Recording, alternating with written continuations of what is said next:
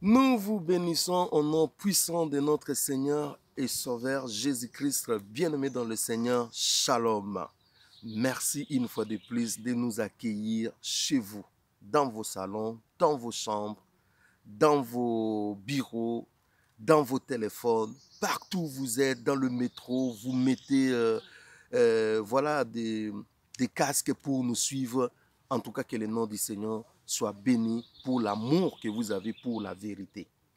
Nous allons continuer avec vous sur ce thème que nous sommes en train de développer avec vous sur quel regard avez-vous de votre frère? Quel regard avez-vous de votre sœur? Quel regard avez-vous de votre collègue? Quel regard avez-vous de votre ennemi? Quel regard avez-vous de votre papa? Quel regard avez-vous de votre maman? Quel regard avez-vous de votre époux? Quel regard avez-vous de votre épouse? Quel regard avez-vous de votre voisin? Quel regard avez-vous de votre prochain? La Bible dit, tu aimeras le Seigneur ton Dieu de tout ton cœur et tu aimeras ton prochain comme toi-même. Ça, c'est la base. Ça, c'est ce qui prouve que nous sommes des enfants de Dieu. Aimer Dieu de tout son cœur et aimer son prochain comme soi-même. Ce que tu ne veux pas que l'on fasse à l'autre, ce que tu ne veux pas qu'on te fasse toi, ne le fais pas à l'autre. C'est ce que la Bible nous enjoint. Bien-aimés dans le Seigneur, notre sous-thème de cette petite vidéo sera tout simplement méchant serviteur ou bien un serviteur impitoyable. Méchant serviteur ou un serviteur impitoyable. Bien-aimés dans le Seigneur, nous lisons cette histoire dans Matthieu au chapitre 18, à partir du verset 23. Nous irons jusqu'au verset 35. Matthieu au chapitre 18, à partir du verset 23 jusqu'au verset 35. Qu'est-ce que la Bible nous relate? La Bible dit le royaume des cieux est semblable à un roi qui est venu demander des comptes à ses serviteurs. Voilà, le royaume des cieux est semblable à un roi, voilà, c'est comme Jésus, qui est venu demander des comptes à ses serviteurs, à nous, ses serviteurs. Et la Bible dit, pendant qu'il demandait des comptes à ses serviteurs, on lui amena un homme qui lui devait 10 000 talents. 10 000 talents. Il doit à ce roi-là 10 000 talents. Bien-aimé dans le Seigneur, qu'est-ce que la Bible nous dit? La Bible dit, on devait 10 000 talents à cet homme par ses serviteurs. Et les serviteurs s'approchent, on lui demande où sont les 10 000 talents, il n'a pas les 10 000 talents. La Bible dit, le roi ordonna que ses serviteurs soient vendus, lui et sa femme et ses enfants et ses biens, tout ce qui est à lui soit vendu, comme ça on va récupérer une partie de la dette. Bien-aimé dans le Seigneur, la Bible dit les serviteurs qui devaient être vendus, qu'est-ce qu'il fait? Il tombe par terre devant le roi. Il commence à pleurer. Il commence à supplier le roi. Il dit, aie pitié de moi, aie pitié de mes enfants, aie pitié de ma femme. Il pleure. La Bible dit, le roi a eu compassion de lui. Écoutez bien aimé, le roi a eu compassion de lui. Qu'est-ce qui va se passer? Il lui remet la dette. Il lui dit non, laissez-lui. Le 10 000 talents ne me fera pas. Laissez-lui. Le roi a eu compassion de cet homme. Bien-aimé dans le Seigneur, cet homme a été relâché. Sa dette a été remise. Et qu'est-ce qui se passe? La Bible dit cet homme est sorti. Pendant qu'il marchait, pendant qu'il était dans la rue, il va croiser un homme qui avait sa dette de 100 deniers. Lui, on lui a remis 10 000 talents. Mais il croise un homme qui avait sa dette de 100 deniers. La Bible dit, il étrangla cet homme. Il lui demanda sa dette avec violence. Il lui dit, tu me donnes ma dette ou je te tue. Il lui menaça sévèrement cet homme. Comme cet homme n'avait rien pour lui payer, il lui jeta dans la prison jusqu'à ce qu'il va payer tout. Bien-aimé dans le Seigneur, la Bible dit, les gens qui avaient vu cette scène étaient indignés. Comment toi, on vient de te pardonner, on vient d'avoir la compassion pour toi pour 10 000 talents.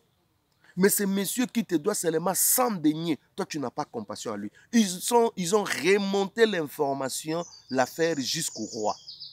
Le roi était très en colère. Il ordonna à ce qu'on amène le monsieur. Il dit au monsieur, mais c'est pas possible. Toi tu me devais 10 000 talents. J'ai eu compassion de toi. Je t'ai remis la bête. Mais c'est une personne qui te doit 100 deniers. Tu ne devais même pas avoir pitié de lui. Et le roi ordonna à ce que ce monsieur soit sous les barreaux. Bien-aimé dans le Seigneur, c'est exactement ce qui se passe avec nous. Le roi, c'est le Seigneur Jésus-Christ. La bête, ce sont nos péchés. Ce sont nos crimes. Ce sont des mauvaises choses que nous avons faites. Ça et là, tout au long de nos vies. Bien-aimé dans le Seigneur, depuis que tu es enfant, depuis que tu as commencé à commettre le péché, depuis que ta conscience t'acquise de quelque chose, bien-aimé dans le Seigneur, mettez un peu la somme de tout ce que tu as fait.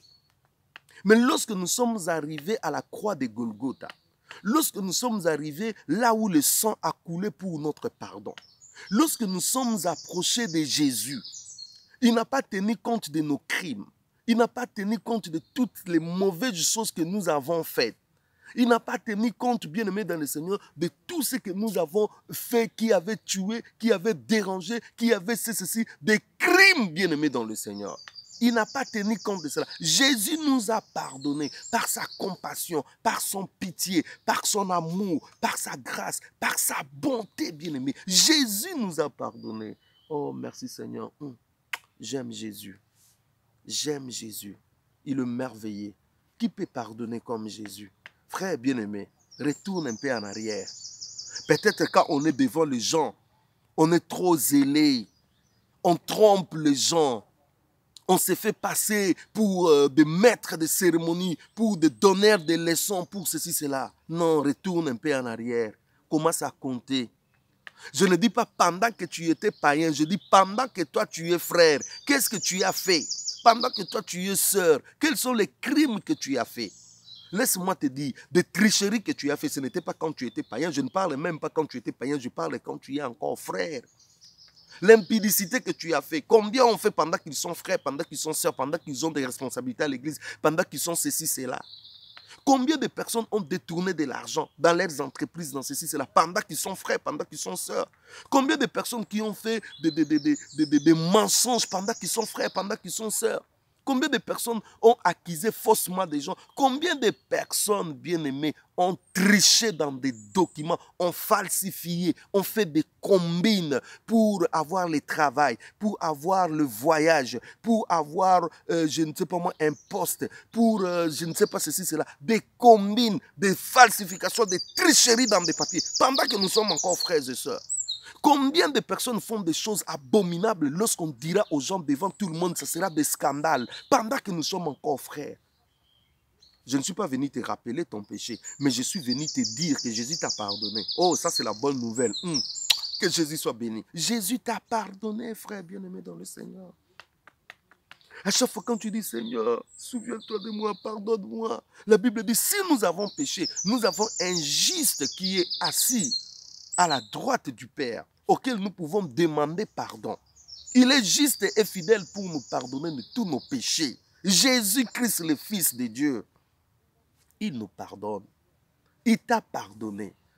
Il t'a remis la dette de 10 000 talents, bien-aimés dans le Seigneur. C'est-à-dire tous les péchés que tu avais commis, tous les péchés auxquels tu as demandé pardon au Seigneur, Jésus t'a pardonné. Je t'assure, Jésus t'a pardonné. Peut-être tu ne crois même pas, tu dis, oh non, par rapport à tel péché, je ne crois même pas. Je te dis, il t'a pardonné. Mais le gros des problèmes, c'est quoi? Le gros des problèmes est que toi qu'on a pardonné, frère bien-aimé dans le Seigneur, toi qu'on t'a pardonné, tu n'arrives pas à pardonner à ton frère. Tu n'arrives pas à pardonner à celui qui t'a fait du mal. Tu n'arrives pas à pardonner aux autres.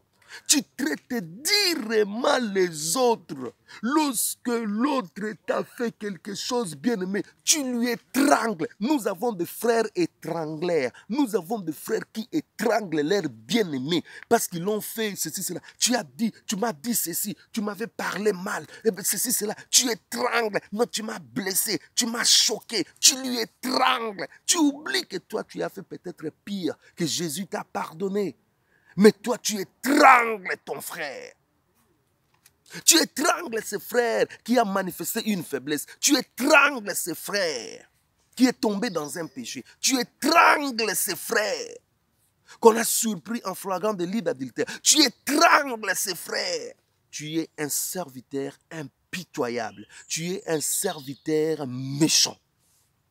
Parce que ça ne devait pas être ton attitude. Tu devais te souvenir comment Dieu t'a pardonné, toi aussi, et commencer à proposer des pistes, des solutions, de porter ses frères, ne pas être comme un diable. La bonne nouvelle, combien de personnes, la chute de son frère est pour lui la bonne nouvelle. Donc la bonne nouvelle de Jésus-Christ, c'est ça pour lui. Combien de personnes, la faiblesse de son frère, combien de personnes, ce que son frère lui a fait, non, non, non, non, non, je ne peux pas te pardonner. Ah ben, tu ne peux pas me pardonner? Ah ben, tu ne peux pas pardonner à ton frère? Eh bien, tu ne peux pas pardonner à ta soeur? Est-ce que tu ne peux pas pardonner à ton père, à ta mère? Tu as la haine, la haine. Est-ce que tu sais que ceux qui ont la haine n'entreront pas au ciel? Le péché, ce n'est pas seulement l'adultère. Le péché, ce n'est pas seulement l'impudicité. Le péché, ce n'est pas seulement la magie, la sorcellerie. Le péché, c'est aussi la haine. C'est aussi les calomnies que nous faisons chaque soir. Tu sais, les calomnies, c'est ça aussi le péché, le mensonge. C'est ça aussi les corpotages. C'est ça aussi le péché, bien-aimé dans le Seigneur.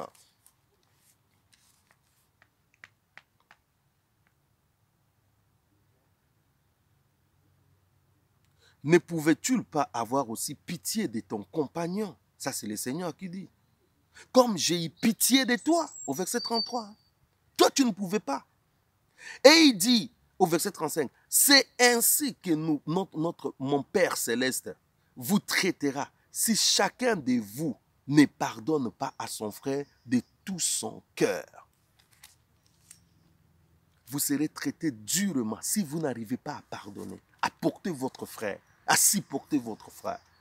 Bien aimé, écoutant cela, Pierre, comment il s'appelle, Pierre, il réagit. Il dit, Seigneur, ces histoires deviennent trop sérieuses, mais maintenant, moi, je dois connaître combien de fois je dois pardonner à mon frère lorsqu'il pêche contre moi.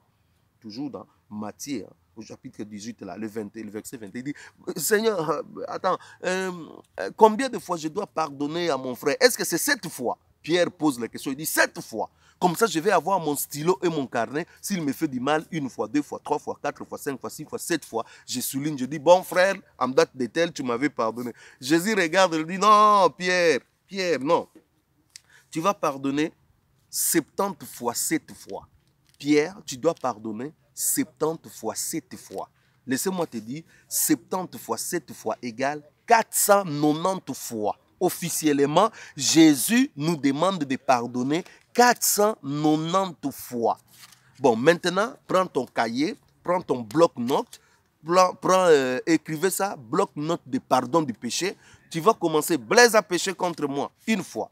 Blaise a fait 2 fois. Le jour où ça deviendra 490 fois, tu m'amènes.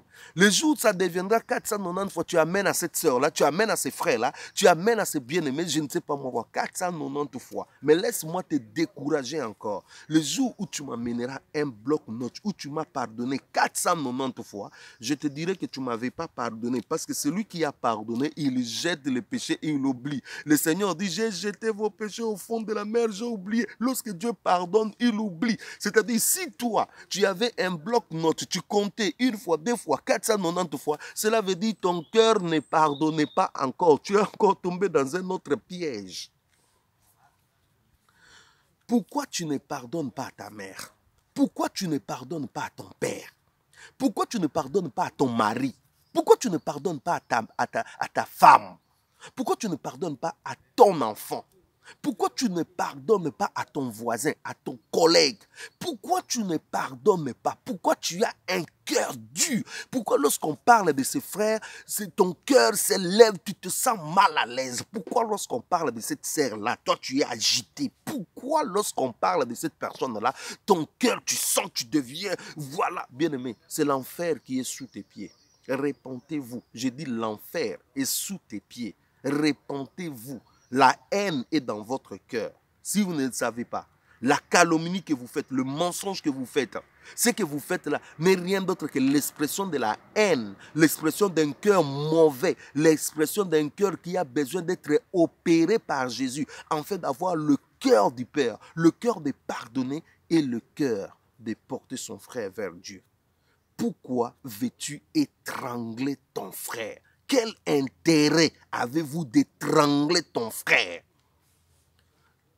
Je vous laisse de faire votre examen de conscience. Que Dieu vous bénisse. Mais sachez-le, Jésus revient bientôt. Et celui qui sera enlevé, c'est celui qui s'est purifié, c'est celui qui s'est nettoyé.